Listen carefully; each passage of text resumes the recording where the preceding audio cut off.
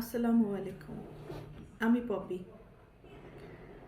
দীর্ঘ ২৮ বছর চলচ্চিত্রে কাজ করেছি, অনেক সুনামের সাথে, সম্মানের সাথে। কোটি কোটি দর্শকদের ভালোবাসা পেয়েছি, ইন্ডাস্ট্রির মানুষের ভালোবাসা পেয়েছি।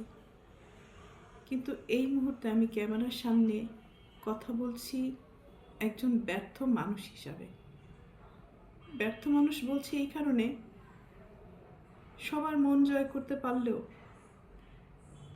দীর্ঘ ২৮ বছর আমি যাদের জন্য কাজ করেছি, যাদেরকে এই হাতে লালন পালন করেছি, তাদের কাছে আমি অযোগ্য একজন মানুষ। তাদের মন মতো চলতে পারিনি, তাদের মনের মতো করে নিয়ন্ত্রিত হতে পারিনি। হয়েছি, একসময় হয়েছি, কিন্তু এখন হতে পারি না।